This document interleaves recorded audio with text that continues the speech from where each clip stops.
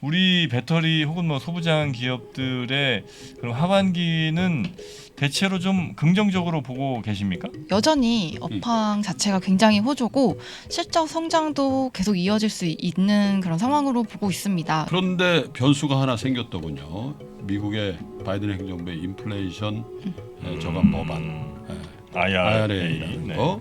근데 여기에 대부분의 친환경 비즈니스가 다 수혜를 입을 거라고들 다 했는데 막상 뚜껑을 열어보니까 우리나라 전기차 완성차도 별로 안 좋고 또 여기에 핵심 부품인 배터리 만드는 회사들도 별로 좋지 않다. 어떻게 봐야 돼요? 이 IRA.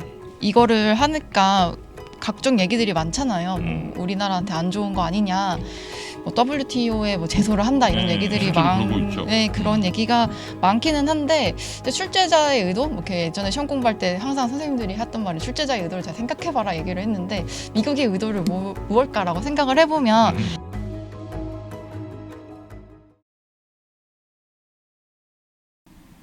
삼프로TV와 소재부품 장비, 소부장 업체들의 파이팅을 기원하는 힘내라 소부장 시리즈. 네. 오늘 이제 최종 마지막 순서가 됐습니다. 네.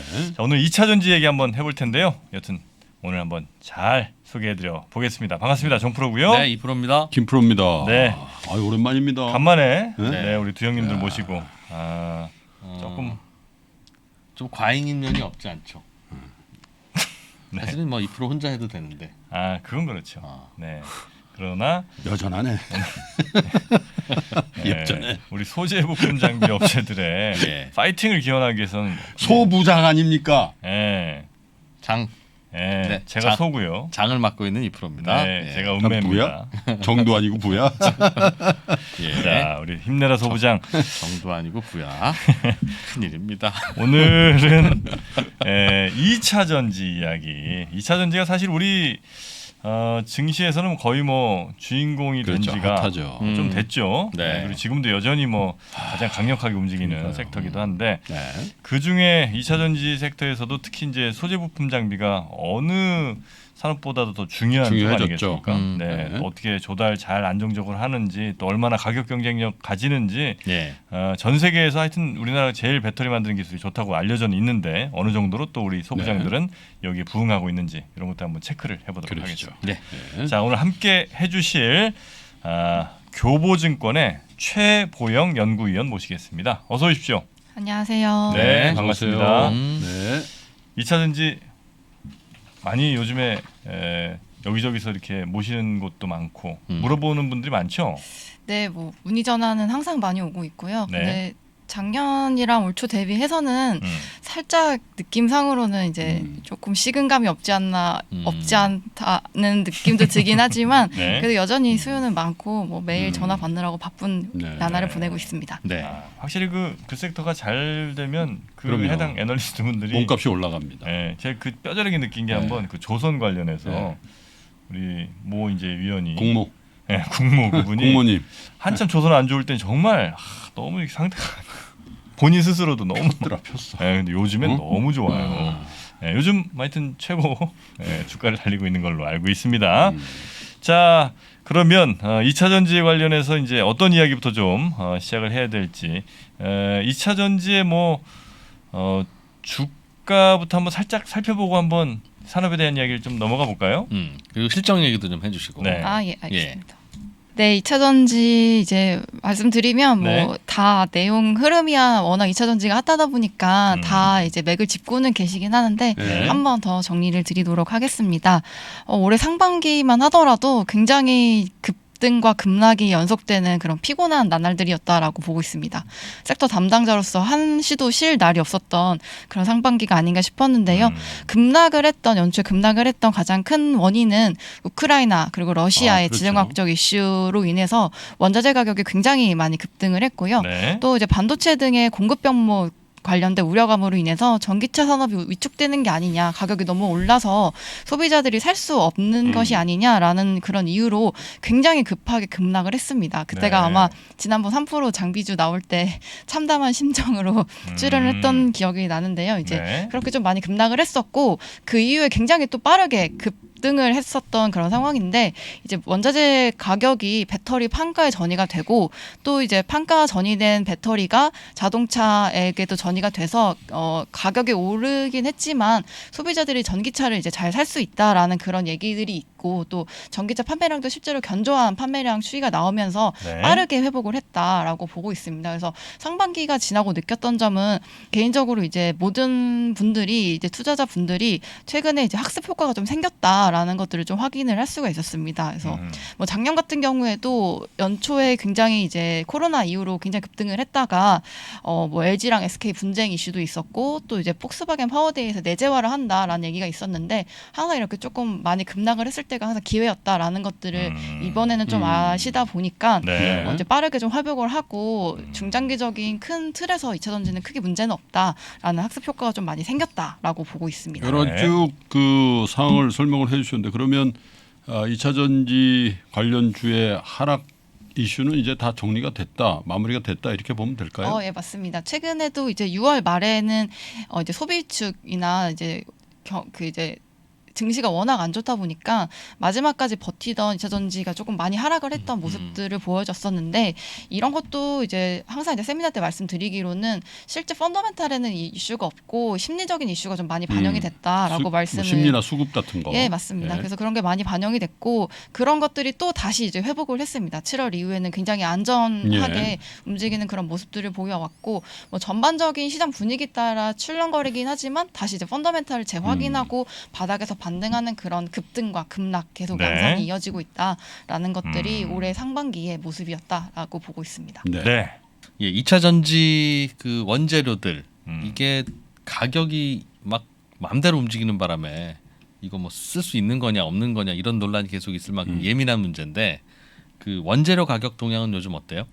이제 상반기에 급등과 급락을 했던 가장 큰 원인이자 실적의 가장 큰 키는 예. 미프로님 말씀하신 것처럼 원자재 가격이었다라고 보고 있습니다. 그래서 지금 왼쪽 그래프에 보시는 것처럼 최근에 이런 인플레이션으로 인해서 배터리 가격이 한 30-40% 정도 상승을 했다. 그래서 아까 말씀드린 대로 전반적인 수요에도 영향이 있는 것이 아니냐라는 의문이 있는데 뭐 테슬라에서도 가격을 계속적으로 올렸지만 약간 명품 효과 이런 것들이 반영이 되면서 네. 소비자들이 그럼에도 불구하고 전기차를 샀다라고 보고 있습니다. 제 주변에 테슬라 산 분이 있거든요. 네. 6천 몇백만 원에 계약을 했는데 네. 이번에 나온대요. 한 1년 좀 넘게 기다려서. 모델 3.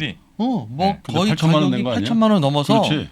받아서 한 1년 타다가 팔면 돈이 남는다고. 와. 이프로님도 아니, 그냥 주민번호 있으면 그게 아니라 매물 출회가 많이 된다고 그러더라고. 중고차. 그냥 네. 그러니까 사자마자 그냥 한다. 네. 프리미엄 받고 파는 거군요. 그렇지. 와, 그럴 줄 알았으면 저도 1년 전에 주민번호만 있으면 된대요. 아니 뭐 이렇게 힘들게 돈을 벌어 테슬라 주식을 사버리지. 아니. 그렇게 잘 팔릴 거. 그런 놀라운 일이 벌어지고 있더군요. 네. 네, 그리고 원자재 가격도 이제 연초에 많이 급등했던 것들이 조금 이제 다른 니켈 같은 경우에는 많이 정상 궤도에 다시 진입을 했고 네. 니켈은 조금 이제 오른 상태이긴 하지만 급변동했던 것 대비해서 이제 조금 완만하게 흐름을 이어져 나가고 있기 때문에 네. 뭐 양극재 기준으로 3, 4분기 피크아웃 우려가 굉장히 많았던 상황인데 그런 리스크들은 좀 많이 벗어나고 있다라고 지금 확인을 하고 있습니다. 니켈 같은 건 뭐 급등과 급락을 했잖아요. 그죠? 네. 네. 니켈은 이제 니켈도 있고 또 주요 뭐 소재라고 하면 뭐가 좀 있을까 원재료 같은 게. 양극재가 가장 많이 사용되는 원재료이긴 한데 네. NCM으로 봤을 때는 니켈, 코발트, 망간인데 예. 뭐 코발트 같은 경우에는 예전에는 문제가 됐었지만 요즘에 코발트 풀이라든지 하이니켈로 가면서 코발트의 영향력은 많이 줄어들고 네. 있습니다. 그래서 니켈이라던가 이제 리튬이 이제 많이 쓰이고 있고 리튬이 한 11% 정도 하이니켈 기준으로 그리고 네. 니켈이 70, 리튬이 11, 니켈이 72% 정도 이제 비중을 차지하고 있는데 네. 뭐 리튬 같은 경우에는 좀 공급이 좀 부족하다라는 의견들이 대다수가 많아요. 그래서 가격이 지금 올라와서 다시 이제 원상복귀가 되지는 않고 있는 상황인데 지금 배터리 가격에서 가장 문제가 되는 건 이제 급등과 급락이 좀 문제지 이런 식으로 스테이블하게 이제 상승되는 것들은 충분히 좀 괜찮다라고 보고 그건 있습니다. 대부분 완성차 업체 그러니까 전기차 메이커들한테 이전되는 거죠. 네, 그것 이전이 되고 이제 초반에는 이전이 되더라도 소비자들이 그거를 받아들이겠느냐라는 얘기가 있었는데 그럼에도 불구하고 이제 전기차 워낙 잘 팔리니까 이제 네. 조금 문제가 별로 없겠구나라고 판단을 하고 있는 것 같습니다. 안 네. 받아들여질 분은 빠지면 된다. 야, 안 그래도 살 사람 많다. 뭐 참. 이런 거죠. 그럼 6천만 원짜리 예를 들어 테슬라라고 치고 그 중에 배터리 가격이 얼마나 되는지 혹시 파악이 그게 됩니까? 제가 예전에 아이오닉 5가 가장 약간 이제 소나타 같은 그런 모델인데 거기에서 2천만 원 정도가 배터리 팩 가격이고 그 중에 1,000만 원 정도가 배터리 그 셀 가격이라고 보시면 됩니다. 대략 반 정도. 네네네. 차값의 반 네. 왔다 갔다가 배터리 가격. 반은 네, 조금 안 20% 정도가 셀 가격이고 네. 또 그 중에서 양극재는 뭐 40%이 정도니까 네. 소재가 해당되는 가격이 이제 막 올랐을 때 한참 문제가 되긴 했는데 실제로 다 브렉다운을 해보면은 올라간 거는 뭐 5천만 원 기준에서 뭐 100만 원 수준 이 정도로 좀 파악을 하고 정프로 있습니다. 얘기를 하세요. 뭐요? 아이오닉 5 공식 모델이니까. 공식 모델까지인지 모르겠는데 하여튼 그 관련 타봤잖아. 홍보에서 제가 좀 차도 좀 타보고 성능 테스트를 좀 해보지 않았겠습니까? 네. 어땠어요? 아니 웃음의 의미는 뭐 어떤 거였을까요? 너무 잘 어울리실 것 같아서. 네, 타봤는데 실내 공간도 굉장히 넓고 아 좋아요. 네, 네. 그리고 왜 우리 타면 그 조수석과 운전석 사이에 이렇게 뭐 있잖아요. 팔을 그렇죠. 올려놓는데 네. 이게 또 없어도 됩니다. 전기차들은. 왜? 네. 팔을 안 올려놔도 돼요? 그러니까 팔을 안 올려놔도 되는 게 아니라 이 옆에 이 공간이 사실은 이제 앞에랑 뒤에를 연결하기 위한 축이 있잖아요. 축이 없지. 그게. 그렇죠. 그 내연기관 차들은 이제 축이 있는데 그래서 가운데 실내 이렇게 볼록 튀어나오죠. 그게 없죠. 없죠. 근데 전기차는 그게 없어도 되기 때문에 그렇지 않습니까? 맞아요, 네. 그래서 이제 공간을 굉장히 널찍하게 쓸 수 있고 뒷자리 이제 가로로 막 눕는 것도 충분히 가능하다. 아니 근데 내가 타본 택시 중에 제일 좋더라. 뭐요? 아이오닉 5. 승차감도 좋고. 우리나라도 잘 만듭니다. 근데 이제 우리 배터리 혹은 뭐 소부장 기업들의 그럼 하반기는 대체로 좀 긍정적으로 보고 계십니까? 네, 하반기 전망 말씀드리겠는데요. 여전히 업황 자체가 굉장히 호조고 실적 성장도 계속 이어질 수 있는 그런 상황으로 보고 있습니다. 그래서 먼저 셀업체 위주로 조금 말씀을 드리면 셀업체 같은 경우에는 지금 이제 마진이 조금 안 나온다라는 얘기들이 좀 많긴 한데 LG 에너지 솔루션도 2분기 실적이 좀 안 좋다 보니까 그런 것들이 전반적인 2차 전지 분위기를 조금 침체시키는 그런 요소로 작용이 됐었는데 지속적으로 3, 4분기 마진 개선이 일어나고 뭐 이제 로우 싱글에서 뭐 하이 싱글까지 이렇게 올라갈 수 있는 체질 개선의 모습들을 중장기적으로 좀 보여줄 수 있다라고 보고 있습니다. 그 이제 마진이라는 게 영업이익률을 말씀하시는 네, 건가요? 맞습니다. 그러면 올라가도 하이 싱글밖에 안 돼요? 7, 8, 9? 뭐 중간에 이제 원래 제가 알기로는 프로젝트에서 계약한 단가 자체가 네. 이제 맥스 마진이 한 하이 싱글 정도라고 알고 있는데 그때 이제 뭐 소재를 조금 뭐 저렴하게 쓴다든지 아니면은 뭐 원가 절감 효과나 이런 것들을 통해서 마진을 좀 더 올릴 수 있겠지만 일단 단기적으로는 하이 싱글 정도의 마진을 바라보고 달려가고 있는 상황입니다. 그런데 변수가 하나 생겼더군요. 미국의 바이든 행정부의 인플레이션 저감 법안. IRA라는 네. 거. 근데 여기에 대부분의 친환경 비즈니스가 다 수혜를 입을 거라고들 다 했는데 막상 뚜껑을 열어보니까 우리나라 전기차 완성차도 별로 안 좋고 또 여기에 핵심 부품인 배터리 만드는 회사들도 별로 좋지 않다. 주가도 좀 빠졌죠. 네, 조금 요즘에 이런 거 저런 거 맞물려서 어떻게 좀 봐야 돼요? 이 IRA. 저는 그래서 이렇게 아메리카 드림이라고 그림을 좀 가지고 왔는데 네.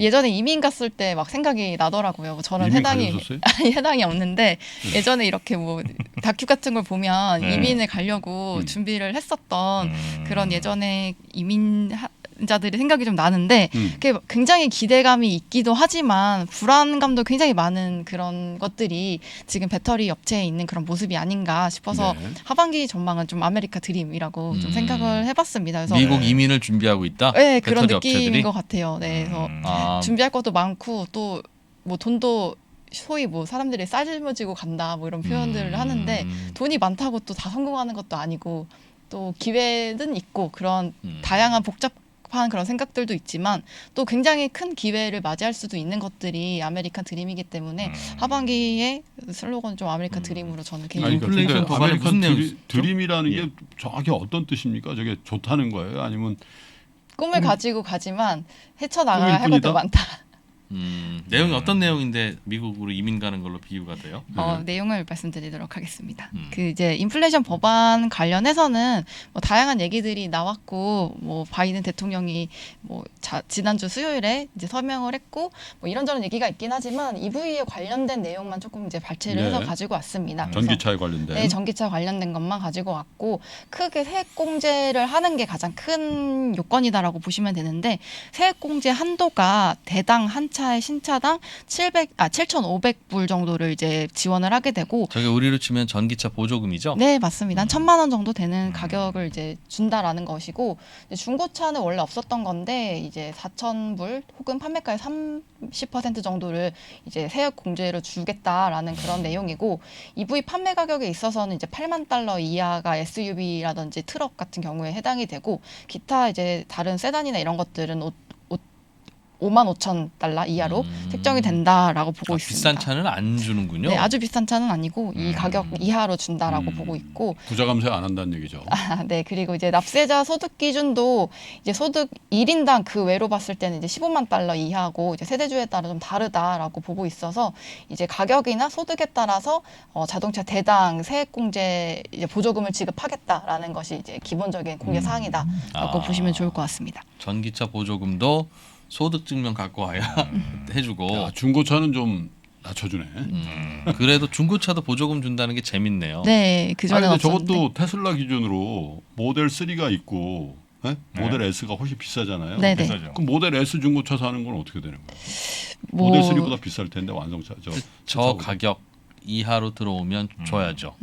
그래서 이제 인플레이션 법안이 결국 하여튼 큰 틀에서 보면 이제 미국의 자동차 제조업들 좀 더 힘을 실어주고, 네, 맞습니다. 전기차 쪽으로 조금 더 힘 실어주는 이런 걸로 그냥 저희가 이해를 하면 되겠죠? 네, 맞습니다. 네. 그래서 이제 뭐 이거를 하니까 각종 얘기들이 많잖아요. 뭐 우리나라한테 안 좋은 거 아니냐. 뭐 WTO에 뭐 제소를 한다 이런 네, 얘기들이 실제로 그러고 있죠. 네, 그런 얘기가 많기는 한데, 이제 출제자의 의도, 뭐 이렇게 예전에 시험 공부할 때 항상 선생님들이 했던 말이 출제자의 의도를 잘 생각해봐라 얘기를 했는데, 미국의 의도를 무엇일까라고 생각을 해보면 굳이 배터리 산업을 죽이겠다라는 그런 뜻은 아니라고 지금 개인적으로 생각을 하고 있습니다. 그렇겠죠. 네, 그래서 어쨌든 간에 이제 배터리 산업을 키우고 국내 역내로 이렇게 모든 이제 밸류체인들을 좀 가져오겠다라는 그런 큰 틀에서 생각을 해야 되는 거고, 이제 공제 지급을 위해서 두 가지 요건이 있는데 이거랑 이제 부합을 해야 되는 그런 과제를 국내 기업들이 가지고 있습니다. 그래서 오늘 이 프로그램 녹화를 위해서 좀 여러 업체들한테 인터뷰를 딴 것도 좀 말씀을 드리겠는데요. 예. 일단 공제 지급을 위해서 두 가지 요건이 있는데 이것도 좀 많이 스터디가 되신 것 같아요. 그래서 크게 주요 광물과 전지 부품 두 가지인데, 첫 번째로 이제 주요 광물 같은 경우에는 핵심 소재가 북미나 FTA에서 추출 가공된 그런 소재여야 되고, 2023년부터 40%씩 모든 이런 할당 비율을 맞춰야 되고 10%씩 상향이 되어야 된다라고 보고 있습니다. 그래서 이렇게 되면은 이제 7,500달러에서 절반이 보조금을 받을 수 있는 상황이고, 전지 부품 같은 경우에는 북미에서 제조를 해야 되고 부가가치의 일정 비중도 북미에 기속돼야 되는 그런 이제 자격 요건이 주어집니다. 그래서 이렇게 되면 이것도 3,750달러의 이런 세액 공제를 받을 수 있다. 이런 틀을 가지고 있는데, 이거 관련해서 그러면은 효과가 무엇이냐라고 봤을 때 아까 말씀드린 것처럼 그동안에는 20만 대 누적 한도를 달성한 업체들이 이 1,000만 원에 대한 보조금을 못 받았다는 것은 이미 알고 계실 텐데요. 이제 그 도표로 보시는 것처럼 왼쪽에 테슬라나 GM 그리고 뭐 도요타, 포드 같은 그런 업체들이 이미 20만 대를 초과했기 때문에 이 법안이 통과됨으로써 이 업체들 위주로 좀 선별적인 수혜가 갈 수 있다라고 보고 있습니다. 20만 대라는 한도는 없어졌으니까 네, 캡이 없어졌다 보니까 저렴하고 미국에서 제조된 자동차로서 배터리의 원재료가 중국이 아니라 미국 또는 미국과 FTA 맺은 나라에서만 산 거면 되니까. 네, 맞습니다. 근데 그래서 그게 실제로 가능합니까? 중국에서 뭐 원재료 엄청나게 공급하는 먹이사슬 구조가 있는데 네네네. 50%를 그렇게 충족시킬 수 있나요? 네, 그래서 여기 보시면 그 전지 부품을 생산하는 그 문제에 있어서는 국내 업체들이 굉장히 많이 조금 미국에 진출을 하겠다라고 발표를 한 상황입니다. 저건 미국에서 조립만 하면 되니까. 네, 그래서 여기 예. 왼쪽 그래프 보시면 이게 2025년 기준으로 미국 지역에서 배터리 업체들이 얼마나 생산을 할 수 있을까를 이렇게 조금 다시 계산을 해서 가져왔는데 거의 40% 이상을 미국에서 생산을 하겠다라고 밝힌 상황이기 때문에 이런 부품을 제조하는 거는 크게 문제가 없다. 그러니까 메이드 인 아메리카는 맞출 수 네, 있는데 그거는 충분히 맞출 수 있다라고 이제 보여지고 있는 상황입니다. 근데 지금 봤을 때 이제 주요 광물, 이 크리티컬 미네랄 여기 부분에서는 조금 문제가 있는 상황이라고 좀 보고 있고 이 조항에 대해서는 굉장히 모호하다라는 의견들이 굉장히 많은 것 같아요. 그래서 지금 뭐 오기 전에 각 업체별로 좀 전화를 해서 이제 인터뷰를 좀 따봤는데 중국산 쓰지 말라는 거죠. 네, 중국산 쓰지 말라는 건데 이거에 어느 정도까지 중국산을 쓰지 말라는 거에 대해서는 정확한 지침은 아직 내려오지 않은 상황이라서 일단은 지켜보고 있고 분석 단계고 지금 어떻게 전략을 수립해야 될지 약간 관망하고 있는 상황이라고 일단은 보시면 될 것 같습니다. 막상 이거 만들어 수출해봐야 하는 거예요, 그러면? 아니 그 이제 법안이 하반기에 조금 더 구체적인 법안이 나올 걸로 얘기가 되어지고 있는데 일단 어느 정도 수준까지 광물까지인지 아니면 프로세싱 뭐 재련이나 정제 단계까지 그것이 해당되는지는 아직은 그 개념 자체가 없기 때문에 지금 다 준비는 하고 있지만 네. 아직은 조금 이제 관망 상태다라고 이제 보고 있습니다. 실제로는 중국에서 캐서 쓰는 광물도 있지만 네. 캐는 건 남미에서 캐고 호주에서 맞습니다. 캐고 캐는데 재련. 재련을 하러 중국으로 보냈다가 다시 갖고 와야 된다는 네, 거예요. 그래서 그 메디 인 차이나일 거 아니야. 네, 그게 그러면 그거는 봐주냐 안 봐주냐 네. 이거 애매하다. 네, 이거죠. 그 사이에서 조금 애매하게 이제 보고 있는 상황입니다. 그래서 지금 기업마다 좀 다르긴 한데 대략적으로 보았을 때 지금 배터리 업체 기준으로 양극재랑 음극재는 30% 정도가 이제 중국에서 좀 바뀌어서 북미 현지화를 진행할 수 있는 걸로 보여지고 있고 전해액 같은 경우에는 워낙 이렇게 이제 액체 위주이고 왔다 갔다 하면 폭발 위험이 굉장히 크기 때문에 이것들은 이제 미국에서 다 소싱을 하려고 준비를 하고 있어서 전해액은 100% 그리고 분리막은 한 50에서 60% 정도가 현지화를 달성할 수 있다라고 보고 있어서 지금 그 기준으로 봤을 때는 원재료는 완전히 충족되고 있지는 않다라는 지금 그러게요. 의견이 있습니다. 그래서 이제 광물 같은 경우에는 업스트림까지도 이제 프로젝트를 좀 진행 중이고 아시는 네. 것처럼 뭐 광산이나 뭐 정제를 칠레나 호주 그리고 캐나다, 미국까지 좀 계약을 하고 있는 그런 상황이라고 보고 있는 게 첫 번째 솔루션이고 네. 두 번째 같은 경우에는 OEM 업체도 배터리 업체만큼 발등에 불이 떨어진 상황입니다. 왜냐하면 이제 OEM 업체들이 직접적으로 그 보조금의 수혜를 받는 거다 보니까 OEM은 일차적인 자동차 회사들. 네, 자동차 예. 회사들이 일차적으로 그 이제 영향이 있는 상황이어서 최근에도 사실 원래 사입이라고 해서 OEM 업체에서 직접적으로 배터리 광산 쪽으로 물량을 확보를 해서 조금 사급이라고 해서 이제 조달을 해주는 역할들을 많이 했었는데 그런 역할도 OEM에서 좀 크게 활동을 할 수 있는 측면도 있다. 배터리 회사들은 네. 우린 몰라 어디서 사와야 될지 중국에서 사오는데 어떻게 하란 말이야라고 울고 있으면 네. 자동차 회사들이 야 울지 말고 그럼 형이 사다 줄게 하고 네. 내가 좀 알아본 데가 있어. 남미에서 사왔다 야 한다는 거죠. 네, 그럴 수 있다라고 그러니까 보고 지금 있습니다. 다들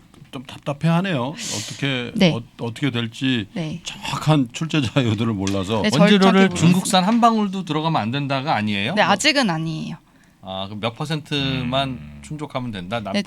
미국산을. 네, 초반에는 이제 뭐 30~40%에서 시작을 해서 점점 올린 다음에 100%까지는 가야 되는 상황이지만 그 이제 광산에만 국한된 건지 아니면 프로세싱까지도 그런 허들을 주는 건지 네. 그에 대한 정확한 솔루션은 없는 상황이 법을 왜 만들려면 심지어 사인도 하고 통과도 시켰다면서 음. 여기도 시행령 정치예요? 시행령에서 하는 건가? 네, 시행령 아직 없습니다. 아직 안 내려왔습니다. 그러니까 이게 가격의 40%인지 무게의 40%인지. 네, 그래서 음. 뭐 인터뷰를 하면서 이제 업계 관계자들이랑 좀 얘기를 했는데 그런 문제들이 아무래도 좀 있고 사실 이게 불가능할 수도 있다라는 얘기들이 있잖아요. 그래서 네. 지금 배터리 관계자들이 미국 상무부와 인터뷰를 굉장히 많이 하고 있다고 그럴 것 같아요. 네, 취재 하더라고요. 중이구나. 그래서 지금 시행령에 대한 그 로드맵을 굉장히 조율 중이고 오늘 아침에도 뉴스가 났는데 정의선 회장님이 가까우니까 간 거지. 네, 미국에 갔다고. 네, 그래서 어느 정도 좀 우호적인 방향으로 가지 않을까. 그리고 최근에 태양광 사례에서도 보다시피 네. 이제 모든 걸 중국을 배제하고 갈 수는 없기 때문에 어느 정도 유예 기간도 줄 수도 있다. 그래. 좀 이렇게 보고 있습니다. 그리고 우리 현대차 기아차는 재료랑 광물을 미국 뭐 이쪽으로 하더라도 미국에서 제조를 안 하니까 그것도 또 풀어야 돼요. 뭐 빨리 오늘 전기차? 가서 빨리 지을 거라는 얘기도 있고 그래서 소재 업체도 음. 궁금하실 것 같아가지고 네. 이제 각 업체마다 조금 얘기를 들어봤는데 네. 지금 양극재보다 더 중국 비중이 많은 게 음극재입니다. 그래서 포스코케미칼이 이 음극재를 좀 어떻게 준비하고 있냐? 왜냐면 한 90% 정도가 중국에서 생산되고 그렇죠. 이제 만든다고 하다 보니까 그래서 제가 급하게 전화를 해서 좀 이제 얘기를 좀 들어봤는데 일단 흑연은 천연 흑연이랑 인조 흑연 이렇게 두 가지로 그렇죠. 나뉩니다. 그래서 그동안 포스코케미칼이 많이 생산하던 것이 천연 흑연인데 이 원재료가 이제 구형 흑연이라고 하는 그라파이트 소재인데 이게 이제 중국에서 소싱을 하고 중국의 매장량도 많긴 하지만 뭐 탄자니아나 호주에 광산이 있어서 이미 중국 외에 많은 광산 업체와 좀 확보를 해놓은 그런 물량이 굉장히 많다라고 네. 얘기를 하고 있고 아까 말씀드린 광산뿐만 아니라 재련도 어디서 하느냐가 문제라고 얘기를 했었는데 그 재련이 이미 내부에 시설이 있다고 합니다. 아, 그래가지고 그래요? 이거는 이제 만약에 올해 말에 재련까지도 문제가 된다라고 하면 이쪽 사업군을 좀 키우려고 한다. 네네. 라고 얘기를 하고 있고 두 번째로는 이제 은조 흑연인데 인조 흑연은 정말 100% 국산화가 가능하다. 아, 그래요? 네, 얘기를 하고 있습니다. 그래서 포스코케미칼에서 네, 24년에 나가려고 했었는데 이걸 좀 내년에 당겨서 이제 진행을 좀 빨리 하려고 하고 있고 이 인조 흑연의 원재료가 침상 코크스라고 하는 그런 소재를 사용합니다. 이게 네. 제철소에서 나오는 건데 이게 수직 계열화가 잘 된다고 해서 포스코니까 예전부터 밀었던 건데 포스코에서 이제 철광을 아. 생산할 때 부산물로 나오는 예. COG라는 이제 코크스 오브 가스라는 그런 소재가 나오는데 이거를 이제 철강석 만들면서 나오는 이제 소재이기 때문에 굉장히 이제 수직 계열화 용이하다라고 그렇군요. 보고 있고 뭐 최근에 미국에서 증설을 해달라 뭐 미국으로 와달라라는 요청이 굉장히 많은데 이게 제철소 옆에 지어야 되는 그런 것들이 있어가지고 뭐 내부적으로 만드는 거나 이런 것들은 크게 문제가 없다라고 봐서 참 다행이다라는 생각을 했습니다. 그래요. 자, 하여튼 우리 소부장 업체들도 열심히 준비는 하고 있는데 그 중에 이제 소재 쪽에서도 굉장히 큰 변화가 하나 있는 게 그 폐 배터리를 다시 재활용하는. 그래야지 안 그러면 소재 네. 비싸서 그러니까 감당이 안 땅에서만 된다. 파면 감당이 안 된다. 네. 그래서 썼던 거 재활용도 좀 하자. 네. 그렇게 해서 폐배터리 산업도 좀 커지고 있는 것 같은데. 네네. 네, 맞습니다.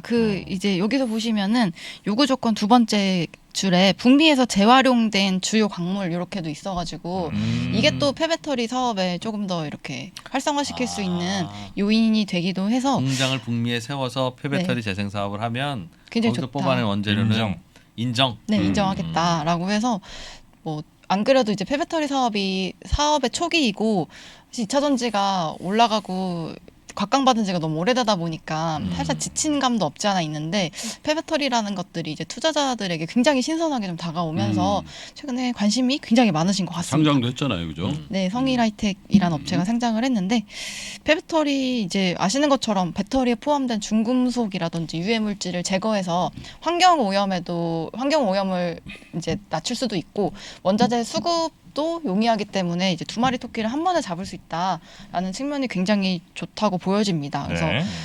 저도 사실 이제 산업에 대해서는 이제 지금 막 공부하고 있는 단계여가지고 공부한 내용을 조금 이제 같이 나눠보고자 가지고 왔는데 이 폐배터리 사업을 두 가지로 나뉘더라고요. 네. 이게 재활용이라는 리사이클링이라는 부분도 있고 재사용이라는 부분도 있더라고요. 그래서 재사용 같은 경우에는 일부의 이제 폐배터리를 조금만 개조를 해서 조금 다시. 낮은 그레이드인 ESS나 이런 쪽으로 좀 사용이 되는 게 리유즈라는 재사용이고 네. 재활용은 이제 저희가 아는 성일하이텍 같은 업체들이 배터리를 파쇄하고 분쇄해서 이제 뭐 철은 철대로 내보내고 이제 거기에 들어가 있는 파우더를 이제 다시 걸르고 그 중에서 이제 또 후처리라고 하는 그것들을 다시 이제 처리를 해서 여러 가지 뭐 코발트, 니켈, 망간 뭐 이런 식으로 네. 뽑아내는 그런 기술이 이제 재활용이고 전처리, 후처리의 방식이다라고 재활용이 보고 있습니다. 중요하겠네요. 네, 재활용이 재사용은 그냥 당근. 네 중요하게 보여지고 있습니다. 네. 근데 이게 그렇게 어려운 작업이에요. 왜냐면 그때 성일하이텍 그 상장할 때 네. 야 이거 이렇게 돈 되는 사업이면 뭐 큰 재벌 기업도 하고 그러지 않을까 그랬는데 별로 없더라. 그 왜 없었을까? 이거 당연히 이거 몇 년 전서부터 이런 거 하면 굉장히 좋을 것 같았었는데.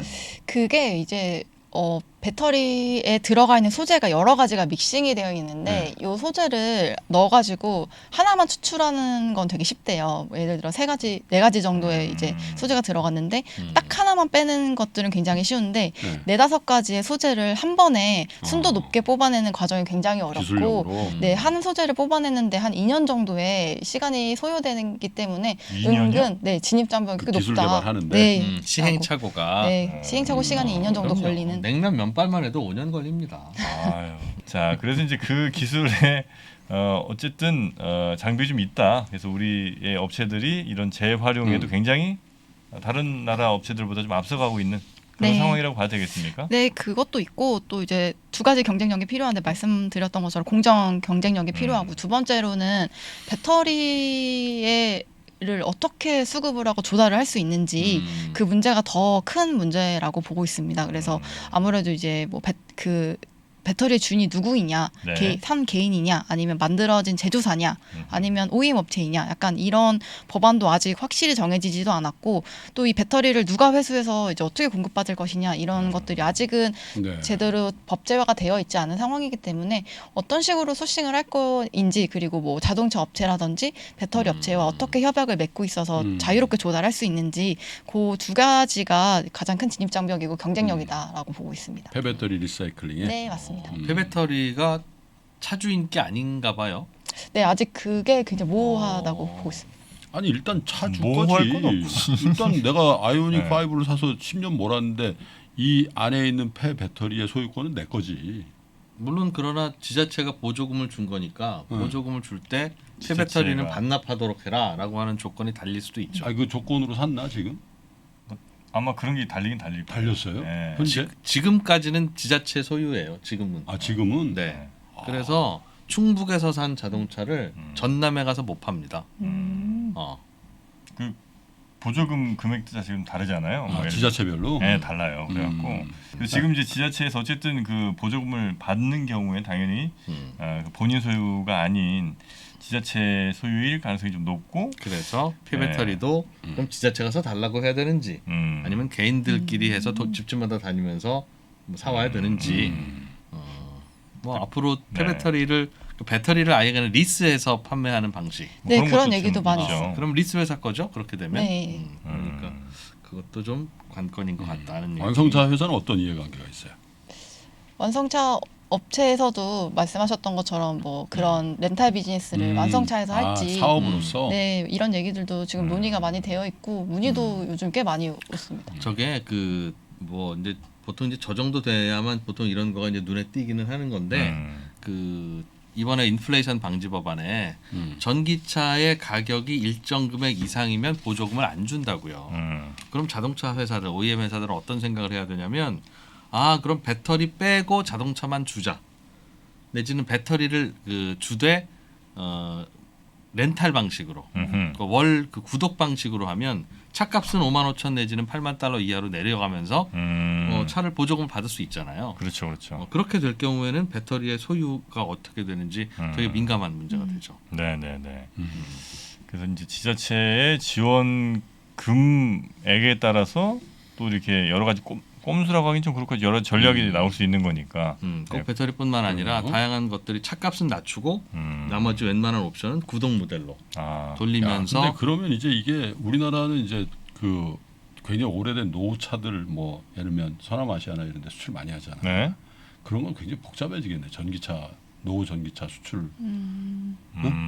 그럴 수가 있겠네. 지금 네네네. 뭐 사실 방글라데시나 파키스탄이나 이런 데 가보면 뭐 스리랑카도 마찬가지 인도도 그렇지만 동아 운수 많이 돌아다닌단 말이에요. 네. 그리고 저 전기차는 그러기가 좀 어렵겠네. 그게 지금 2차 전지 소부장 힘내라 여기에 꼭 필요한 질문이었을까요? 그러니까 뭐 아니, 지금 동남아시아 나중에 언제 올지 내가 동남아를 갔다 왔잖니 지난주에. 베트남 갔다 오셨죠. 네. 이거 꼭 갔다 얘기를 와서 해야 그 되나? 나라 걱정이 늘었습니다. 네, 그때 걱정은 그때 하는 걸로. 네. 자 그러면 우리 이제 투자자 입장에선 배터리 뭐 전방업체가 될 수도 있고 아니면 뭐 소부장 특히 이제 오늘은 이제 소부장 좀 위주로 말씀해 주시면 좋겠는데 소부장 업체들 투자할 때 좀 주의해야 될 것 혹은 뭐 이런 아이디어를 갖고 들어가면 조금 더 좋은 결과를 얻을 수 있다거나 어떻게 좀 보십니까? 일단 말씀드렸던 것처럼 아메리카 드림과 관련해서 네. IRA 법안이 하반기에 가장 큰 화두가 될 거라고 보고 있습니다. 실적 같은 경우에는 말씀드린 것처럼 뭐 3, 4분기에 계속 탑라인 성장과 이익률 개선이 일어나는 그런 구간이기 때문에 사실 근데 이런 것들이 주가에는 요즘에 키 팩터로 작용이 되지는 않고 있고 IRA 법안 관련해서 어떻게 준비하고 있는지 어떤 식으로 이런 해법을 찾아 나갈지 이런 것들이 좀 투자 아이디어가 될 수 있다라고 보고 있습니다. 그래서 우리 배터리 회사들한테는 기회인 것 같아요. 음. 왜냐하면 전 세계에서 배터리 만들면 누가 만듭니까? CATL이 만들지 않으면 그냥 한국 회사들이 만드는 거잖아요. 그런데 미국에서 팔리는 자동차에는 CATL은 못 들어와. 그 얘기한 거기 때문에 어떻게 맞춰서라도 들어갈 수가 있겠어요? 중국 실어서 만든 법안인데 그러면 결국은 그냥 한국산 배터리로 다 전기차는 채운다. 어떤 방식이든 네. 그렇게 될 것 같. 안 그러면 전기차 못 만드는데 파나소닉도 있긴 있죠. 네. 파나소닉 네. 그러네. 파나소닉은 증설 규모가 굉장히 작죠. 작아서, 네. 알겠습니다. 뭐 우리나라 저 배터리 업체들이 뭐 미국과 유럽 쪽에 꽤 큰 영향력을 미칠 거라는 건 뭐 사실 좀 예고된 일인 거 아니겠습니까? 정해진 그래서? 미래 아니겠습니까? 네, 맞습니다. 예. 네. 당장은 좀 번거롭게 만들어. 번거롭지만 당장은 안 그래도 뭐 한국 거 많이 쓰고 그런 있었는데. 거다. 네, 여튼 장애물이 좀 있는데 그거를 네. 넘기만 하면 음흠. 조금 속도감 있게 더 네. 미국 진출이 된다. 그리고 아마 개인 투자자분들께서는 2차 전지 특히 소부장 관련된 투자를 하실 때는 그것도 좀 유의하시면 좋겠습니다. 교보증권에 들어가서 최보영 연구위원회 이 리포트 같은 걸 좀 참고하시면 투자에 큰 도움 되지 않을까요? 감사합니다. 네. 교보증권에 굳이 들어가시지 않으실 생각이시면 3프로 TV 앱에 신의 자료실에 네. 자료 좀 주세요. 올려드릴게요. 그러시고 탑픽이 뭐예요?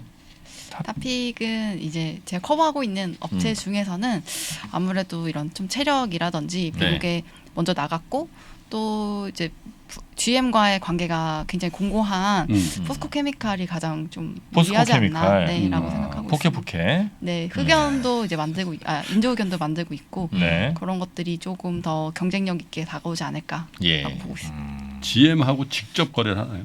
네, 이번에 14조 공시가 나온 것도 원래는 이제 에너지 솔루션 통해서 GM에 들어갔는데 직납을 하게 되었습니다. 근데 왜 어떻게 궁금해서 그래요. 왜 어떻게 직납이 되는 거죠? 배터리에 들어가는 거 아니에요? 배터리에 들어가는데 그 네. 얼티움 셀즈를 LG와 조인트 벤처로 만들어 GM과 엔솔이 같이 만들었는데 그거를 이제 엔솔을 통해서 얼티움 셀즈로 들어가는 방법이 있고 GM을 통해서 들어가는 방법이 있는데 이게 이제 굉장히 조금 의미가 있는 게 다른 업체들은 이제 배터리사에만 승인을 그렇죠. 받았는데 포스코 케미칼 같은 경우에는 그 까다롭다는 자동차 OEM사에게 직접 이제 승인을 받은 거기 때문에 의미가 있다라고 보고 있습니다. 배터리 회사들이 요즘 바빠서 소재 못 구하러 다니고 그러면 형들이 구해다 준다고 아까 얘기했잖아요. 그런 겁니다. 그죠? 자, 하여튼 그게 뭐 밸류가 있는 거예요? 그렇게 하면 조금 더 아마 뭐 이렇게 챙기기가 좀 괜찮은 모양이죠. 아무래도 이제 고객사가 배터리에만 편중된 게 아니라 OEM이랑 직접 거래를 할 수도 있는 상황이고 좀 고객사 다변화 측면에서도 좀 더 용이하다. 네. 포스코 케미칼. 네. 하지만 우리 최보영 연구위원회 그 자료를 한번 꼭 읽어보시고. 이건 뭐 종목 지금 사시라는 그런 추천의 전혀, 의미는 아닙니다. 그런 예. 거 하지 않으니까요. 자, 우리 최보영 연구위원과 함께 오늘 2차 전지 특히 소부장에 좀 더 집중해서 네. 뭐 IRA 법안에 따른 영향이라든지 아니면 우리 투자 전략까지 쭉 한번 살펴봤습니다. 네. 우리 최보영 연구위원님 오늘 고생 많으셨고요. 네, 조만간 또 2차 전지는 앞으로도 계속해서 이슈가 될 테니까 종종 뵙도록 하겠습니다. 네. 고생 많으셨습니다. 감사합니다. 감사합니다.